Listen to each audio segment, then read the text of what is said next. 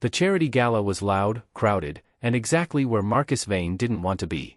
Then his 5-year-old daughter slipped away from the table.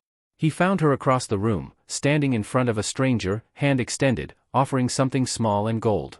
Something he hadn't seen in 3 years. Something he'd buried with his wife. Who is this man, and why does Lily already know him? Marcus Vane had been watching the door for 20 minutes. Not because he wanted to leave, though he did, but because watching the door gave him something to do that wasn't talking. The gala was full of people who needed things from him. Donations. Connections. A photograph. He had learned, over the years, how to stand in a crowded room and be completely unreachable. He looked down to check on Lily. She was gone. He didn't panic immediately. She was 5, she was curious, and the ballroom wasn't small. He scanned the nearest tables, the dance floor, the dessert station where she had been eyeing a tower of macarons for the last half hour. Nothing. Then he looked further, past the crowd, past the string quartet, and his whole body went still. Lily was standing on the far side of the room, near the tall windows. She had her palm out, the way she did when she wanted to show someone something precious. And in that small, open hand, catching the chandelier light, was a ring. A gold ring. A ring Marcus recognized without being able to breathe. He moved through the crowd faster than he meant to. He didn't excuse himself. He didn't stop. His eyes stayed fixed on that ring the entire way across the room, because some part of him was already convinced that if he looked away, it would disappear, or he would realize he'd imagined it. He hadn't imagined it. The man standing in front of Lily was mid-30s. Gray suit. Calm, almost unnaturally calm, the kind of calm that doesn't come from having nothing to worry about, but from having already made peace with something difficult. He looked up as Marcus reached them, and he didn't look surprised. Not alarmed. Not guilty. Just ready. Like he had been expecting someone to come. Marcus took the ring from Lily's hand without saying a word. He closed his fingers around it. It was warm from her palm. He felt the engraving on the inside band without looking. He didn't need to look. He had traced those letters 1,000 times in the dark, 3 years ago, before he locked it away and told himself he was moving forward. He dropped it, Daddy. Lily looked up at him with perfectly clear eyes. It was Mama's. I found it on the floor.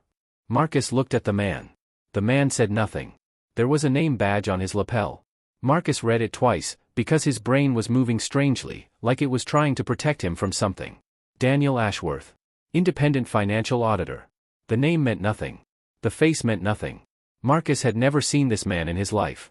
And yet here he stood, in a gala Marcus had decided to attend only 3 days ago, in a city where Marcus had 50,000 professional connections, and Lily had just found his wife's ring at this man's feet.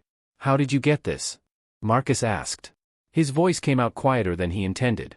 More controlled. He was proud of that, even as his chest felt like it was caving in. Ashworth looked at the ring, then at Marcus. I didn't, he said simply. I don't know what that is. Marcus studied him. He had built his entire company on the ability to read people, to know, in a meeting, who was lying and who was afraid and who had already decided. Ashworth wasn't lying. That was almost worse. He took Lily's hand and walked away. He didn't look back. But he felt Ashworth watching them go, and for a reason he couldn't explain, that quiet attention felt less like the gaze of a stranger and more like the gaze of someone keeping a careful eye on something they had agreed to protect. He put Lily to bed early. He told her the ring was very special and that he was happy she found it. She asked if the man was nice. He said he didn't know. She accepted that the way only a 5-year-old can, completely and without follow-up, and was asleep within minutes.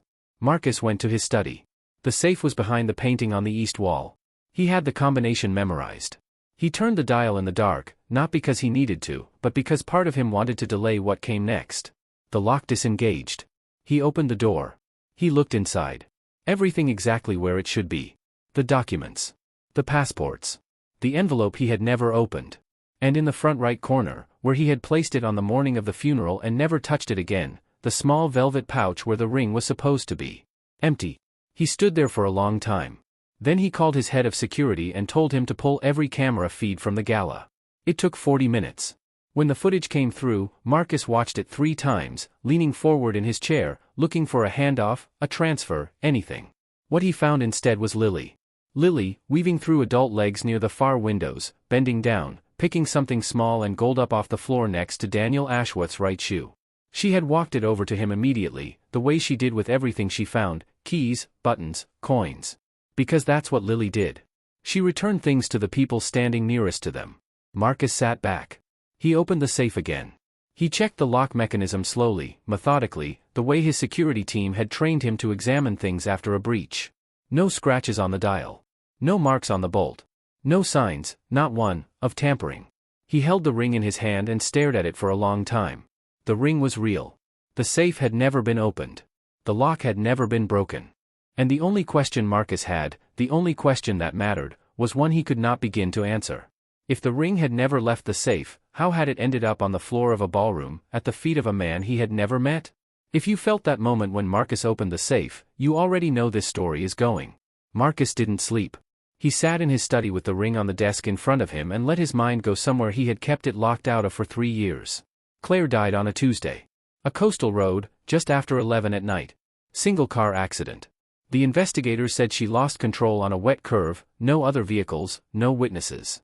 The case was closed within 2 weeks. Marcus had never questioned it. He had been too busy surviving the grief to question anything. You don't interrogate an accident. You just carry it. But he was thinking about it now. He was thinking about the 3 months before she died. How quiet she had gotten. How she would sometimes stop mid-conversation and look out the window like she was listening for something. He had noticed it, of course he noticed it, but he had told himself it was stress. The Vane Group was in the middle of its largest acquisition in 15 years. He was working 18-hour days. He was barely home.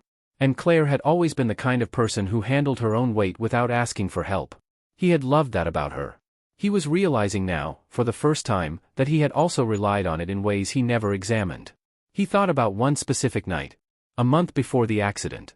He had come home after midnight to find her sitting at the kitchen table in the dark. Not crying. Just sitting. He had asked if she was okay. She had said yes. He had gone to bed. He hadn't asked a second time. He stood up from the desk, went to the hallway closet on the second floor, and pushed past the winter coats until he found the box. He knew exactly where it was. He had put it there himself 2 years ago, after the lawyer gave it to him, after Claire's instructions had been read and the correct birthday had passed and Lily had gotten what she was supposed to get. He carried it back to the study and set it on the floor. He had never opened it. That had always felt like a line he didn't need to cross, like reading someone's journal after they were gone. The box was for Lily. Not for him. He opened it now. On top, drawings. A dozen of them, carefully folded, each one labeled in Claire's handwriting with Lily's name and a note like, "For a rainy day," or "Open this one when you're feeling small." Below the drawings, a small device, the kind that plays a single audio recording. He pressed the button. Claire's voice filled the room, warm and unhurried, singing a lullaby Marcus had never heard before. He made it through 12 seconds before he turned it off. Beneath the device was an envelope. Sealed. On the outside, in Claire's handwriting, "For Lily, open when she's older." And beneath that envelope, there was another one. Smaller. Also sealed. Also Claire's handwriting. But this one wasn't addressed to Lily. It said, "To whoever finds this first." Marcus picked it up. He turned it over. On the back flap, in smaller letters, Claire had written something that hit him like a step he didn't know was missing. "There are things I couldn't tell you. Forgive me." He sat there for a long time with that envelope in his hands. Then he put it back in the box. He closed the lid. He didn't know why. He just knew he wasn't ready. Or maybe he was afraid that opening it would change something he couldn't change back. He was still sitting there when he heard Lily's footsteps in the hall. She appeared in the doorway in her pajamas, squinting against the light. "Daddy. You didn't come tuck me in." "I know, sweetheart. I'm sorry. Come here." She climbed into his lap the way she always did, without ceremony, without asking, like it was simply where she belonged. She leaned back against his chest. He put his arms around her. For a minute neither of them said anything. Then she said, "Did Mama know that man from the party?" Marcus went very still. "Which man?" "The one with the ring. The gray suit man." "No," Marcus said. "I don't think so." Lily considered that. "She's in my dreams sometimes," she said. "Mama. She tells me to be brave." Marcus didn't answer. He pressed his cheek against the top of her head and stared at the closed box on the floor and said nothing at all. After he carried Lily back to bed, after he stood in her doorway until her breathing slowed, he went back to the study. He picked up the ring again. He held it in his palm. He had known Claire for 9 years. Married her for 6.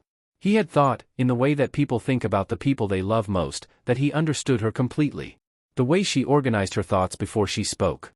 The way she always kept a book in her bag even when she had no time to read. The way she cried at commercials but held herself completely still at funerals. He had thought he knew everything. Now he was sitting in his study at 2 in the morning, holding a ring that had no business being anywhere but a locked safe, staring at a box full of letters his wife had written to people she hadn't named, and for the first time in 3 years, a terrible question was forming in the back of his mind. Had he known her at all? He had his assistant run a background check on Daniel Ashworth first thing the next morning. He kept it quiet. Standard due diligence, he said. Professional interest.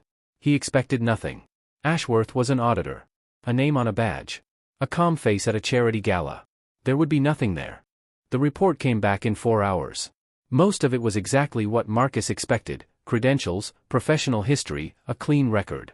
But at the bottom of the 3rd page, one line stopped him cold. Ashworth's firm had been hired 8 months before Claire died to conduct an independent audit of the Vane Group's charitable foundation accounts. The client who commissioned that audit had never been identified. The payment had come through an anonymous third party. And Daniel Ashworth, the calm stranger at the gala, the man Lily's ring had been found beside, had been quietly investigating Marcus's own organization for almost a year before Claire's accident. Someone had paid him to. And no one, until now, had ever told Marcus it happened. Marcus didn't call Ashworth directly. That would show too much. Instead, he had his assistant reach out through a layer of professional courtesy, a note about potential consulting work, a request for a brief introductory meeting, nothing that would make a careful man defensive. It was the kind of approach Marcus used when he wanted to walk into a room with all the information and none of the alarm bells ringing. Ashworth agreed within the hour. No hesitation. No counteroffer. No questions about the nature of the work. That bothered Marcus more than a refusal would have. They met at a private dining room Marcus kept for exactly this kind of conversation: neutral ground, no staff within earshot, the kind of place where serious things got said without witnesses. Marcus arrived first. He sat with his back to the wall, the way he always did, and watched Ashworth come through the door. The man moved the same way he had at the gala. Unhurried. Composed. Like someone who had already thought through every version of this conversation and made peace with all of them. They shook hands. They ordered coffee. And then Marcus set the background report on the table between them, face down, and waited. Ashworth looked at it. Then he looked at Marcus. "You already know," he said. It wasn't a question. "Tell me anyway." Ashworth nodded slowly, like he had been expecting this moment for a long time and was simply relieved it had finally arrived. "A private client hired me to review the charitable foundation accounts of the Vane Group. That was 3.5 years ago. 8 months before," he paused. "Before the accident." "Who hired you?" "I can't tell you that. Legal privilege. The client relationship is protected regardless of whether the engagement is still active." "The engagement is still active?" A beat. "I didn't say that." Marcus studied him. Ashworth wasn't performing calm, he actually was calm, which meant either he had nothing to hide or he had hidden things for so long that the hiding had become second nature. Marcus had met both kinds of people. He couldn't tell yet which one he was looking at. "The audit," Marcus said. "What did you find?" "Irregularities. Nothing I could prove conclusively at the time. The records I was given access to were partial. Someone had been careful." He paused again. "Very careful. Someone inside my organization." That was my conclusion. Yes. Marcus let that sit for a moment. Someone had been running money through his own foundation, quietly, carefully, and a stranger had known about it before Marcus did. Before Claire died. He filed that away and kept his face still. "You were at the gala," he said. "Why?" "I attend a number of charity events. It's part of my professional network." A pause. "I didn't know you would be there."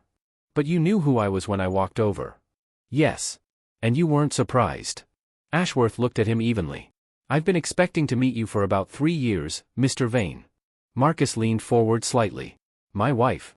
Claire. Did you know her?" Something shifted in Ashworth's expression. Barely, just a flicker, the kind of thing Marcus would have missed if he hadn't been watching for exactly that. "She contacted me," Ashworth said carefully. 6 weeks before she died. She called my office. The room felt very quiet. "Why?" "I don't know. She left a message. She said she needed to speak with me about the audit and that it was urgent. I called back twice. She never answered." He set down his coffee cup. "I never found out what she wanted to say." Marcus put the ring on the table. He set it down without explanation, the way you place evidence in front of someone when you want to see where their eyes go. Ashworth looked at it. He looked genuinely confused. Not the kind of confusion a person performs, the slow blink, the slight lean forward, the frown that doesn't quite commit. Real confusion. "What is that?" "My wife's ring. My daughter found it on the ballroom floor at the gala. Near your feet." I've never seen that before in my life. Marcus watched him for a long moment. He believed him. He didn't want to, it would have been cleaner, neater, if Ashworth had lied, but he believed him. Then how did it get there? I don't know. Ashworth reached into his jacket pocket and placed a small card on the table beside the ring. An index card, worn at the corners like it had been handled many times. She left this on my voicemail. I recorded it and transcribed it afterward. I've kept it since then. I don't entirely know why. Marcus picked it up. Claire's handwriting, he knew it the way he knew her voice, would have known it anywhere. A date. And below that, a location. A marina. A name he didn't recognize. He read it twice. He kept his breathing even. Have you been to this marina? He asked. No, Ashworth said. I looked it up at the time. I couldn't find anything registered under that name. I assumed it was a meeting point she never got to use. Marcus stood. He pocketed the card. He took the ring back and put it in his jacket. The meeting was over, not because there was nothing left to say, but because Marcus needed to think before he said anything more. He was almost at the door when he stopped. Lily was in the lobby with her nanny, waiting. They had come from a morning activity nearby, and Marcus had arranged for them to meet him here after. Lily was sitting on a bench with a book in her lap, turning pages without really reading them the way she did when she was tired. Ashworth had followed him to the doorway. Marcus turned, just slightly, and caught him watching Lily. Not in any way that made Marcus's skin crawl. Something else entirely. Something quieter and harder to name, like recognition, or something close to grief. Like a man looking at something he wasn't allowed to get close to. Marcus didn't ask about it. He filed it away with everything else. That afternoon, he ran the marina address through every database his legal team had access to. The property wasn't registered under any individual name. It was held by a company, a name he didn't recognize, meaningless letters in a meaningless order. He dug further. The company was owned by another company. That one by a third. The fourth layer took his team 2 hours to untangle. And when they finally reached the bottom, when every shell had been peeled back and the actual owner sat exposed at the center, Marcus stared at the name on his screen and felt the floor shift beneath him. The marina wasn't registered to a stranger. It wasn't registered to Ashworth, or to whoever had hired him, or to anyone Marcus had been building toward in his mind. The marina traced back, through 4 carefully constructed layers, to a property held in trust by the Vane Group's own charitable foundation. His foundation. Something hidden inside the organization he had built, and someone had gone to extraordinary lengths to make sure he never found it. Harlan Bowes had worked for the Vane family for 20 years. He had been at Marcus's father's side before Marcus was old enough to sit in board meetings, had carried the foundation through 2 leadership transitions, 3 audits, and a regulatory review that would have broken a less careful man. He was 61 years old, silver-haired, and had the kind of calm that came from knowing exactly where every body was buried, not because he had buried them, but because he had spent decades making sure no one else could find them. Marcus called him in the morning. Kept it casual. Just a question about a property the foundation apparently held, a marina, out of the city. Nothing urgent. Just cleaning up some old records. Harlan said he'd look into it.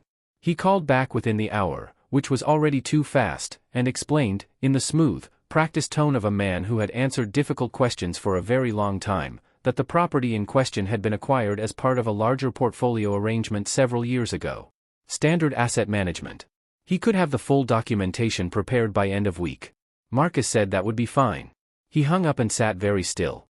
In 20 years, Harlan Bowes had never called back within the hour. He was a man who took his time. Who made you wait for information because the waiting reminded you that he was the one who held it. The speed of that call wasn't helpfulness. It was control. Someone who already knew exactly what you were going to ask had prepared an answer before you finished asking. Marcus didn't push. Not yet. He needed more before he walked into that room. The bank called him 2 days later. His legal team had filed paperwork requesting full disclosure of assets held in Claire's name, a process that should have been completed during probate, 3 years ago. The bank informed him, with the particular delicacy of someone delivering news they had clearly been sitting on, that there was a second safe deposit box. Box 1147. Registered in Claire's name only. Never flagged. Never disclosed. Apparently overlooked during the estate process, though Marcus's lawyer, when told, used a different word for it. Marcus opened it himself. He didn't bring anyone with him. He sat in the small private room the bank provided and opened the metal box alone. Inside, a USB drive, small and plain. And beneath it, a folded piece of paper in Claire's handwriting. No name at the top. No greeting. Just 7 words, don't let them make it about the money. He read it twice. Then he put it in his pocket and took the USB drive home. The files on the drive were financial records, partial, carefully selected, like someone had pulled exactly what was needed to tell a specific story without including anything that wasn't relevant. Spreadsheets. Transaction logs. Account numbers that Marcus didn't recognize, but his CFO, shown copies, went pale looking at. Someone had been moving money out of the foundation.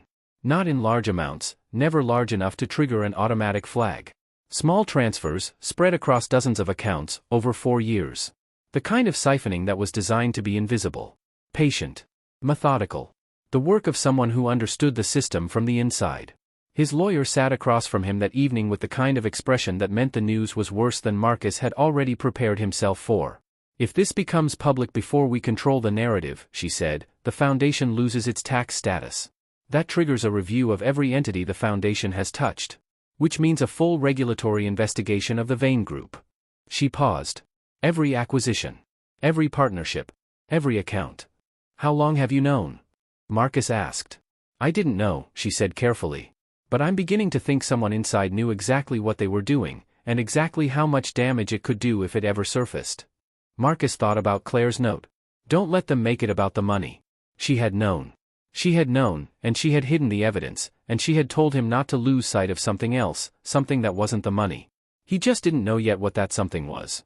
He was still thinking about it that evening when Lily came home from school with a folded piece of paper she wanted to show him. Her teacher had asked everyone to draw their family. Look, Daddy. She spread it flat on the kitchen table, smoothing the edges the way she did when something was important. That's you. That's me. And that's the other one. Marcus looked at the drawing. 3 figures. Him, tall and dark-haired, recognizable even in crayon. Lily beside him, smaller, with a yellow scribble for hair.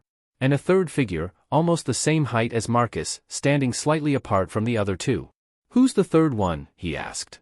The man who smells like the sea, Lily said, with the complete certainty of a 5-year-old who doesn't understand why that would require explanation. Marcus kept his voice even. What does he look like? She pointed at the crayon figure. Like that. He has a gray thing. She touched the figure's torso. Like a coat. Gray. A gray suit. Marcus set the drawing down slowly. Lily, where did you meet him? She thought about it. At our house. A long time ago. Mama was there. She picked up her juice box from the counter and headed for the living room, already done with the subject. He brought something, she added, without turning around. In a bag. Mama said it was important. Marcus stood at the kitchen table and looked at the drawing for a long time. Ashworth had been at his house. Not just at the gala, at the estate. In person. With Claire. Lily had been there. Lily remembered him, the way children remember things that don't fully register as significant until years later, by smell, by color, by a single detail that sticks when everything else fades. He pulled up the estate's visitor management system that night. His security team had digitized the logs 2 years ago, every entry, going back 7 years, name and date and the pass that authorized it. He searched Ashworth's name. Then the initial. Then cross-referenced by date against Claire's calendar for the final year of her life. One result. 8 months before Claire died, the same window when Ashworth's firm had been quietly auditing the foundation. A guest pass, issued personally by Claire, for a visit that fell on a Thursday afternoon when Marcus had been traveling for a board meeting in Singapore. The visitor log showed an arrival time, a departure time, a duration of just under 2 hours. And the name on the pass, written in the system by Claire's own hand, D. Ashworth. 2 weeks before the accident. 2 weeks before everything ended. Ashworth hadn't just known Claire's name. He had sat inside Marcus's house. And Marcus had never known he existed. Marcus called Harlan into the foundation's conference room on a Wednesday morning and set the USB drive on the table between them without saying anything. He had learned, over decades of difficult conversations, that silence was more useful than accusation. Accusation gave a man something to push against. Silence gave him nothing but his own conscience. Harlan looked at the drive. He looked at Marcus. And something in his face, something that had been held very carefully in place for a very long time, finally let go. He sat down. He folded his hands on the table. And then, slowly, like a man who had been carrying something too heavy for too long and had simply run out of the strength to keep holding it, he began to talk. He had been siphoning from the foundation for 4 years. Not greed, he said, and Marcus didn't interrupt, because the reason didn't matter yet, only the facts. Debt, first. Then the kind of careful habit that forms when a person realizes they haven't been caught and probably won't be. Small amounts. Spread carefully. Designed to disappear inside the noise of legitimate transactions. He had been good at it. He had thought he was safe. Then Claire found it. She came to me first, Harlan said. His voice was flat, like someone reading from a document they didn't write. She didn't go to you. She came to me. She said she'd found discrepancies. She said she wanted to give me a chance to explain before she took it further. He paused. I think she was hoping there was an explanation. There wasn't, Marcus said. No. Claire had gone to Ashworth after that. Hired him privately, through channels that couldn't be traced back to her or to Marcus, to document what she had found before she brought it to Marcus directly. She wanted evidence that couldn't be denied. She wanted to protect her husband from a man who had served his family for 20 years and repaid that trust with 4 years of careful theft. Harlan had found out. He wouldn't say how. He said he panicked, and Marcus believed that part, because panicking was the only thing that explained what came next. He had gone to Claire. He had told her that if she exposed him, the fallout wouldn't stop at him. The regulatory review would pull apart everything. The acquisitions. The partnerships. The Vane Group itself. He had told her that Marcus's entire empire could collapse under the scrutiny. And she believed you, Marcus said. It wasn't a question. Harlan was quiet for a moment. She loved you, he said finally. She was afraid of what it would do to you. The room was very still. Claire had agreed to stay silent, but she had kept the records. The USB drive, the safe deposit box, the note, don't let them make it about the money. She had built herself a safety net. If Harlan ever moved against her, she had everything she needed to expose him completely. It was the act of a woman who had agreed to a ceasefire without agreeing to surrender. Marcus looked at him. The ring. At the gala. How did it get there? Harlan looked down at his hands. I put it there. I knew Ashworth would be at the event, he attends every year. I needed to send him a signal. Someone had been asking questions. Your people were getting close to the marina property. I needed him to know that the situation had changed. That he should be careful. He paused. The ring was their system. Claire's idea. If he ever saw it in a public place, it meant someone was getting close and he should stop making contact. Marcus sat back. He thought about the ring on the ballroom floor. About Lily crouching down, picking it up with both hands, walking it across the room to the man in the gray suit. About the look on Ashworth's face, genuinely confused, not performing it, because Lily had returned the ring to him instead of it simply appearing near him the way it was supposed to. The whole thing had been a warning signal that misfired. An accident inside an accident. He had Harlan arrested that afternoon. The Foundation's forensic accountants spent the next 72 hours pulling apart 4 years of records, and what they found confirmed everything, every transfer, every shell account, every carefully disguised transaction. The theft was real. The amount was significant. The case was clean. Marcus's lawyer called it a strong result. She said he had handled it exactly right. He sat in his study that evening and felt, for the first time in weeks, like the ground was solid under his feet. He had an answer. He had an explanation that covered every piece: the audit, the marina, Ashworth's presence at the gala, the ring, the USB drive, Claire's silence. It all fit. It all made sense. Harlan had stolen. Claire had found out. Claire had protected Marcus by staying quiet, and then she had died before she could tell him the truth herself. It was painful. But it was complete. He went to say goodnight to Lily. She was already in bed, half asleep, her stuffed rabbit tucked under one arm. He sat on the edge of her mattress and smoothed her hair back and told her everything was okay. She opened her eyes slightly. Is that man going to be okay? She murmured. Which man, sweetheart? The one Mama said takes care of us. Marcus went still. Who takes care of us? But Lily was already asleep, her breathing slow and even, her face completely at peace. Marcus stood up slowly. He stood there in the dark beside his daughter's bed, and the ground that had felt solid under him 30 minutes ago began to shift again. The man Mama said takes care of us. Harlan was in police custody. Harlan had never been to this house. Harlan had never stood in this hallway or sat at this kitchen table or been anywhere near Lily in her entire life. Lily had no idea who Harlan Bowes was. She was talking about someone else. Someone Marcus hadn't arrested. Someone Marcus hadn't even identified yet. Someone who, according to Claire, had been protecting this family all along, and Marcus had no idea who that was or why Claire had never told him. The forensic accountants called Marcus on a Friday afternoon, 4 days after Harlan's arrest. He had been expecting a summary, a clean confirmation of everything Harlan had already confessed to. Instead, the lead accountant asked if Marcus had time to come in. In person. That day if possible. Marcus went in within the hour. They had found something underneath Harlan's accounts. Older. Cleaner. A parallel structure that predated Harlan's theft by 6 years, which meant it had been built before Harlan ever started taking anything.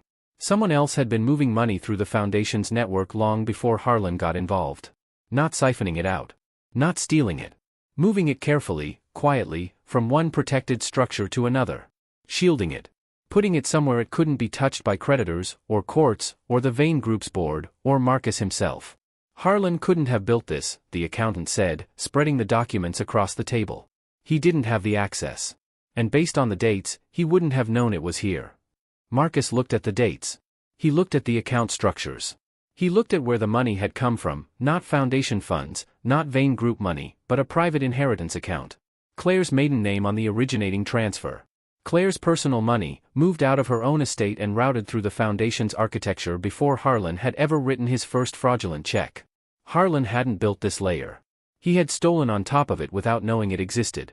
Marcus drove home and pulled Claire's phone records himself, the personal line, not the one she used for Foundation business.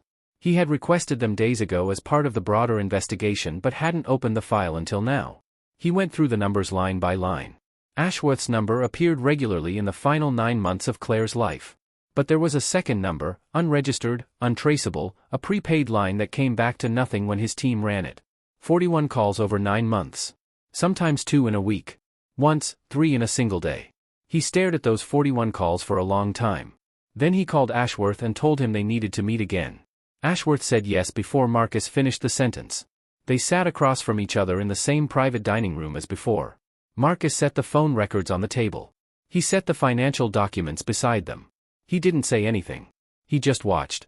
This time, Ashworth didn't reach for the professional calm.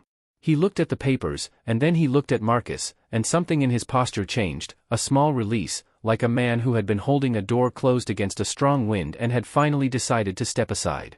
"She didn't hire me to document Harlan," he said. Marcus had already started to suspect that. Hearing it confirmed still felt like stepping off a curb he hadn't seen. Then why? "She hired me to hide something. To protect it. To make sure that if anything happened to her, it would still be safe."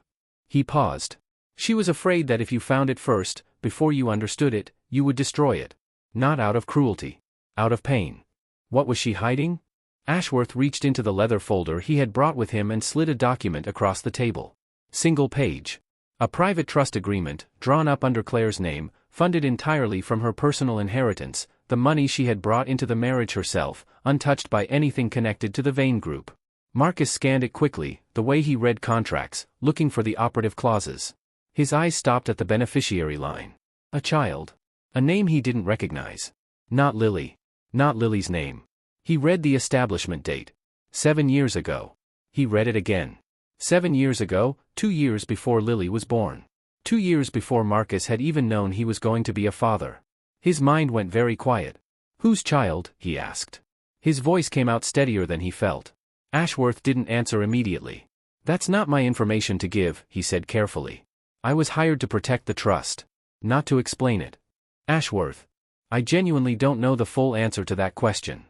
He said it like he meant it, not evasion, but a limit. A boundary of what he actually knew versus what he had been told. "Claire kept certain things from me deliberately. She said the less I knew, the safer the arrangement was." Marcus looked back at the document. The trust was 7 years old. Lily was 5. Someone had needed protecting 2 years before Lily existed. Someone had needed protecting badly enough that Claire had built an entire financial architecture around them, privately, quietly, at personal cost, and had never said a word. He turned to the last page. The trust named a legal guardian. Someone responsible for the child's welfare and for administering the funds in the event of Claire's death. Not Marcus. Not any member of either family. Not anyone Marcus had ever come across in the entire investigation. A woman named Sarah Maddox. That was all. No title, no profession, no connection to the Vane name or to any person Marcus had ever known. Just a name, 2 words on a legal document, standing between Marcus and the answer to a question he hadn't even known to ask until 60 seconds ago. Claire had trusted this woman with something more important than money. More important, apparently, than telling her own husband the truth. And Marcus had never heard that name once in 9 years of marriage. Sarah Maddox lived in a small house at the end of a quiet street, 2 hours from the city, in a town Marcus had driven through once without stopping. The garden out front was well kept. There was a child's bicycle leaning against the porch railing, red with a bent kickstand. Marcus sat in the car for a moment before he got out. He had brought Lily, her nanny had been unavailable, and some part of him, a part he couldn't explain, had decided that bringing her was right. He didn't examine that feeling too closely. He knocked. The door opened almost immediately, like the woman on the other side had been standing close to it, waiting. Sarah Maddox was in her late 30s. Dark hair, tired eyes, the particular kind of composed that comes not from ease but from long practice managing difficult things. She looked at Marcus the way people look at something they have imagined many times and are now discovering is more real than they prepared for. Not fear exactly. Something closer to relief and dread arriving at the same moment. "Mr. Vane," she said. "Not a question. You know who I am. Claire described you." She stepped back from the door. "Come in." The house was clean and modest, the kind of home where everything had a place and the place had been chosen carefully. Children's drawings on the refrigerator. A pair of small sneakers by the door. A stack of library books on the coffee table, their spines turned outward, titles about dinosaurs and space and a chapter book Marcus didn't recognize. He looked at the books without meaning to. He looked away. They sat across from each other in the small living room. Lily stayed close to Marcus, quiet in the way she got when she was reading a room, watching without asking questions yet. "How long did you know her?" Marcus asked. "Since we were 8, Sarah said. "We grew up 3 streets apart. She was my closest friend for most of my life." A pause. "When she married you, things changed. Not badly, she was happy. But the worlds were different. We kept in touch, but it was harder." She folded her hands in her lap.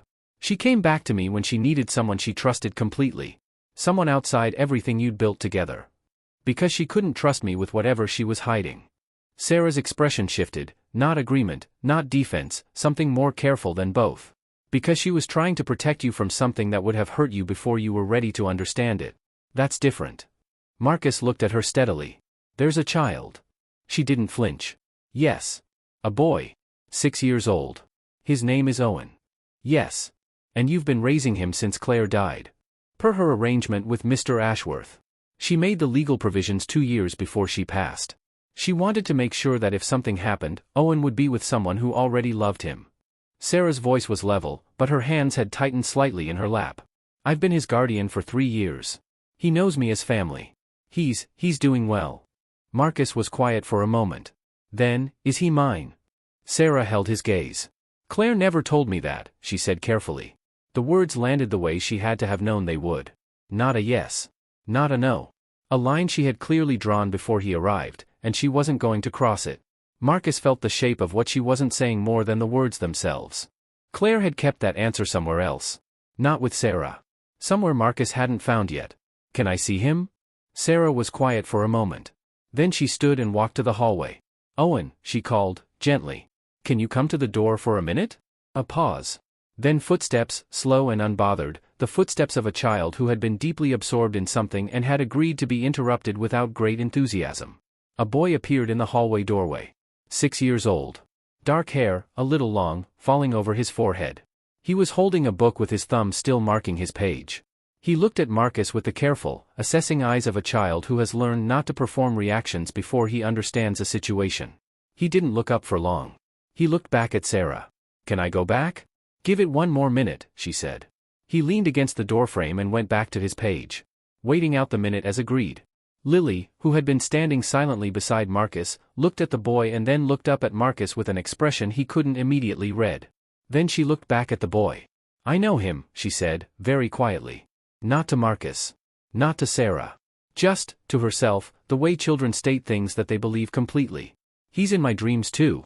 Owen looked up from his book. He looked at Lily with the same careful attention he had given Marcus, assessing, unhurried. Then he looked back down. He didn't say anything. But something in the set of his shoulders changed slightly, like a weight had been set down without anyone announcing it. Sarah walked to the shelf by the window. She took down a small envelope, sealed, the paper slightly worn at the corners, like it had been moved more than once over the years, handled and put away and handled again. She held it out to Marcus. "Claire left this for you," she said. "She said to give it to you in person. Not to mail it. Not to leave it somewhere you'd find it alone." Marcus took it. His name on the front in Claire's handwriting. On the back of the envelope, in smaller letters, "Open this one last. Not first." He stood there with it in his hands. Not first. There had been others, the envelope he hadn't opened in the box, the letter for Lily marked for when she was older. Claire had built a sequence, even from the other side of everything, a careful order of what Marcus was supposed to know and when. He opened it anyway. There in Sarah's quiet living room, with Owen's footsteps retreating back down the hallway and Lily watching him with wide, still eyes, Marcus unfolded the single page inside. Claire's handwriting. He would know it until the day he died. He read the first line once and then read it again, because the first time his mind refused to accept it. 8 words. 8 words that didn't collapse his understanding of his marriage, they detonated it completely. Owen is not your son. Owen is your brother's. Declan Vane had been back in the country for 11 days. He hadn't called. He hadn't reached out. He had come back for a business matter, a property sale, some old legal paperwork, and had planned, apparently, to leave again without seeing Marcus at all. Marcus found out he was here through his own assistant, who had flagged a hotel booking under the family name as a matter of routine. He called Declan directly. He said he needed to see him. He didn't say why. Declan arrived at the house that evening. He was 34 now, 4 years younger than Marcus, with the same dark hair but a different way of carrying himself, like someone who had spent 6 years getting comfortable with distance. He came into the study. He saw Marcus's face. And he sat down before Marcus said a single word. That was the moment Marcus knew. Not the trust document. Not Claire's handwriting. Not the 8 words on the page. He had known, in some place he hadn't been able to reach until right now, the moment his brother sat down without being asked. "I'm not going to pretend," Declan said. His voice was quiet. Not ashamed, or not only ashamed. More like a man who had rehearsed what he would say if this day ever came and had arrived and found that none of it fit. "I'm just going to tell you what happened. 6 years ago. The Vane Group had been on the edge of collapse, a failed acquisition, a regulatory problem, 18 months of Marcus working around the clock, sleeping at the office, coming home only to shower and leave again. Claire had been alone in a way Marcus hadn't allowed himself to see at the time, because seeing it would have required him to stop. Declan had come to visit. He had been between things, between countries, between plans, in that untethered season of his 20s where nothing had fully landed yet. He and Claire had always been close. She had always treated him like he belonged in the family before the family had formalized around her. One night. That was all Declan said about it. One night, and then immediate regret, and then Claire making it very clear that it had never happened and would never be spoken of. Declan had believed she meant it. He had left. He had gone abroad. He had told himself that the silence was Claire choosing Marcus, choosing the life she had built, and that the only thing he could do that would not destroy everything was to stay gone. "I didn't know," Declan said. "About the pregnancy. About Owen. I didn't know any of it." He looked at his hands. "She never told me." Marcus said nothing. He was very still in the way that he got when something was too large to respond to immediately, when the right answer required space he didn't yet have. Declan kept going. "She called me once. About 8 months before she died." He stopped. Started again. "She said she needed me to understand something. She said," he stopped again. His jaw tightened. The composed version of this confession was breaking down at the edges. "She said he could never know. She meant you. She said, he can never know. Not because of you. Because of what it would do to him." The room was absolutely silent. Marcus thought about the woman who had sat in his kitchen in the dark on a night he had come home too late and asked her once if she was okay and then gone to bed. He thought about the 3 months when she was distant and he had told himself it was work pressure. He thought about the lullaby on the small device in the box, her voice warm and unhurried, singing something he had never heard. He thought about the note, "Forgive me," and the careful sequence of letters she had built, each one addressed to a different person, each one timed for a different moment she must have known she might not be there to deliver herself. She had carried all of it alone. He had one question. The only question that seemed to matter. Did she love him? Declan looked up. "Every single day," he said. "She told me that much. On that call. She said she loved him every single day and that was why she had done what she did." A pause. "She wasn't protecting herself, Marcus. She was protecting Owen. And she was protecting you." Marcus stood up. He didn't say anything else. There was nothing left to say that the silence wasn't already saying better. He drove home in the dark, the road empty, the city lights falling away behind him. Lily was asleep when he arrived. He went to her room without turning on the light, sat in the chair beside her bed the way he had 100 times before when sleep wouldn't come. He watched her breathe. He thought about Claire building a private world for a child she loved at the cost of the one she already had. Not out of cruelty. Not to punish Marcus or to hide something shameful. Out of terror. The terror of bringing a truth into a house and watching it take everything apart. She had been more afraid of the damage than of the secret. And she had paid for that fear alone, for years, until the night she finally decided she was done paying for it. He reached into his jacket pocket. He had taken the envelope from Sarah's house, folded it with the letter inside, tucked it away. He had read Claire's 8 words. He had assumed that was everything. Now he felt the envelope and understood it was heavier than it should be. He took it out and opened it fully, spreading it flat. There were 2 letters inside. He had only seen the first one. The second was smaller, folded separately, tucked behind the one addressed to him. It had its own name on the front, not Marcus's name. A child's name. Owen. And in the bottom corner, in Claire's handwriting, a date. The date of the accident. She had written Owen a letter on the morning of the day she died, and it had been sitting in that envelope, waiting, for 3 years. He read Owen's letter sitting on the edge of his bed at 2 in the morning with the house completely silent around him. He had been holding it for an hour before he opened it. He didn't know why, some instinct that this was a door that once opened could never be closed, and he wanted 1 more hour on the other side of it. Then he unfolded the page and started reading, and within the first 3 lines he understood that he had been wrong about everything. It wasn't a goodbye letter. It wasn't an apology. It wasn't the document of a woman who believed she was running out of time and needed to say the things she'd kept back. It was an introduction. Claire introducing herself to her son as if they were meeting for the first time, which, in the way she meant it, they were. She wrote about what she looked like. What she laughed at. Her favorite time of day, which was early morning before anyone else was up.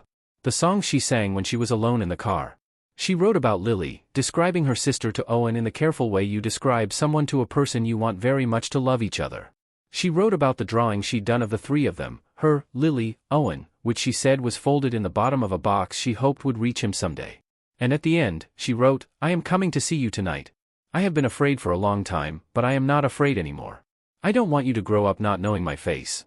Marcus set the letter down on the bedside table. He sat very still. She had been driving to Sarah's house. That was where the coastal road led, not away from anything, not running, not escaping. She had been driving toward Owen. Toward the first real meeting. Toward the beginning of something she had been putting off for 6 years out of a fear that had finally become smaller than her love for him. The accident had taken her on the night she finally decided to stop hiding. Not before she could fix things. On the exact night she had chosen to. He didn't sleep. He sat with that until morning. He called Ashworth at 8. Not to confront him this time. Just to finish the picture. There was one thing left that Marcus still didn't fully understand, the ring. How it had gotten from wherever Claire had last touched it to the floor of a charity gala 3 years after she died, beside a man who claimed not to know what it was. Ashworth answered on the second ring. He listened to Marcus's question without interrupting. Then he was quiet for a moment. When he spoke, his voice had the quality of a person finally setting down something they had carried for too long. "She gave it to me," he said. "The day she signed the trust documents. She said she needed to give me something real, something that proved she was serious, that the arrangement had her full commitment. She called it a token of good faith." A pause. "I kept it. I don't know exactly why. I suppose because it was the last thing she gave me and I didn't have anywhere to put it that felt appropriate. It stayed in my jacket pocket for 3 years. I had almost forgotten it was there." "It fell out at the gala," Marcus said. "I didn't notice until I was already home. By then," he stopped. "By then I knew your daughter had found it. I didn't know what to do. I thought if I approached you it would raise more questions than I could answer yet." Marcus thought about Lily, crouching down in the ballroom, picking up something small and gold from the floor next to a stranger's shoe. Carrying it across the room in both hands the way she carried everything she found, returning it to the person standing nearest. She had given the ring to Ashworth not because she recognized him, not because she knew what it meant, but because that was simply what she did. She returned things to where she thought they belonged. Lily hadn't given a stranger her mother's ring. She had returned it, without knowing it, to the man who had been keeping her mother's secrets safe for 3 years. The whole thing had been an accident inside an accident inside an accident. And yet here Marcus was, sitting with the full truth in his hands, because a 5-year-old had crouched down and picked something up off the floor. He thanked Ashworth. He meant it. He hung up. He spent the rest of the day doing almost nothing. He sat in the garden for a while. He watched Lily play. He thought about Claire writing a letter on a Tuesday morning, driving a coastal road that same night, and never arriving. He thought about 3 years of not knowing, and about how much she had tried to arrange and protect and prepare, and how none of it had been enough, because she was gone before she could put the last pieces into place herself. The doorbell rang at 7 in the evening. Marcus answered it himself. Declan stood on the step with nothing in his hands. No bag, no jacket, nothing that suggested he had planned to stay or expected to be welcomed in. He just stood there. He looked like a man who had made the walk to this door 100 times in his head over 6 years and had finally made it in person and didn't know what came after the arriving. "I don't know what you want from me," Declan said. Marcus looked at his brother for a long moment. He thought about Claire's letter. "I am coming to see you tonight. I have been afraid for a long time, but I am not afraid anymore." He thought about the specific kind of courage it takes to stop letting fear make your decisions. "I want you to come with me tomorrow morning," Marcus said. "We're going to meet Owen." They drove out the next morning, Marcus, Declan, and Lily, with the windows down and nobody talking very much. Lily had a book in her lap she wasn't reading. Declan sat in the back and looked out at the road. Marcus drove. He had made this trip once already, 2 hours, the same quiet street, the same red bicycle leaning against the porch. But everything about it felt different now. The first time he had come with questions. This time he was coming with answers he hadn't asked for and a choice he was still learning how to carry. He knocked. They waited. This time it wasn't Sarah who opened the door. Owen answered it himself. He stood in the doorway in a gray sweater, one sock on and one sock missing, with the careful, measuring eyes of a child who has opened doors before to find things he didn't expect. He looked at Marcus first. Then at Declan, who he had never seen. Then at Lily, who he had seen once, briefly, through a doorway, and who had said something to him that he had thought about since. He didn't say anything. He just waited to see what this was going to be. Lily stepped forward before Marcus could speak. She had never needed permission for things like this. She looked at Owen with the direct, uncomplicated confidence of a 5-year-old who has already decided how she feels. "Daddy said you're my brother," she said. Owen looked past her at Marcus. His expression didn't change, still careful, still measuring. But his eyes asked the question he wasn't old enough to know how to put into words. Marcus nodded. Something in Owen's face shifted. Not joy exactly, not yet, and Marcus understood that. You don't get joy instantly when you've spent 6 years learning not to expect things. But something moved. Something that had been very still loosened slightly, like the first small change in weather that you feel before you can see it. "Okay," Owen said. Then he stepped back from the door to let them in. Sarah made tea. The children sat at the kitchen table. Owen showed Lily his book about dinosaurs with the careful pride of someone sharing something they love with someone they're not sure about yet. Lily asked 3 questions in a row without waiting for answers, which was entirely normal for her, and on the 4th question Owen laughed, a short, surprised laugh, like laughter had caught him off guard, and after that the careful measuring was mostly gone. Marcus found Declan standing alone in the hallway. He had been watching Owen through the kitchen doorway with the particular stillness of a man confronting something he had lost before he knew he had it. "I need you to understand something," Marcus said quietly. "There's no forgiveness today. I'm not saying that to hurt you. I'm saying it because it's true and I think you already know it." Declan nodded. He didn't argue. Owen is a Vane. He's going to grow up knowing that, his name, his history, his family. All of it. Marcus paused. You're part of that. Not erased. Not celebrated. Present. When he's old enough to ask about his father, there will be an honest answer. What you do with that is up to you. Declan was quiet for a long moment. He was looking at Owen, who was now drawing something at the table while Lily offered loud opinions about what color things should be. "What do you need from me right now?" he asked. "Nothing right now," Marcus said. "Just be here." Before they left, Sarah took Marcus aside. She went to the shelf by the window, the same one she had taken the envelope from, and this time she brought down a small photograph. She held it out without explanation. Marcus took it. He had never seen it before. It was small and slightly faded at the edges, the kind of photo that had been printed privately and kept somewhere careful. Claire, in a hospital bed, looking directly at the camera. 3 days after Owen was born, Sarah told him quietly. She had taken it herself. Claire hadn't known she was going to, she had just turned around and there was the camera, and Claire had looked up. Marcus studied her face. He had 1,000 photographs of Claire. He thought he knew every version of her expression. This one he had never seen before. She looked terrified. And she looked completely certain. Both at once, in the same moment, the way a person looks when they have done something they cannot undo and have decided they don't want to. He put the photograph carefully in his jacket pocket, beside where the ring used to be. In the weeks that followed, Marcus restructured the foundation. He brought in a new director, rebuilt the board, stripped out every layer of financial architecture that had been used, by Harlan, and before Harlan, by Claire's own protective arrangements, to put distance between the institution and its actual purpose. He renamed the charitable program in Claire's name. Not as a memorial. As a direction. This is what she wanted the work to be. He intended to find out what that looked like and then do it properly, without insulation or hidden interests, for as long as he had the ability to. Owen began spending weekends at the estate in the 3rd month. Sarah stayed close, she was not disappearing from his life, and Marcus hadn't asked her to. She was family in the way that people become family through years of showing up, and Owen needed her in the room while the new things were still new. On a Saturday in early autumn, Marcus was inside when he heard Lily's voice from the garden. He went to the window.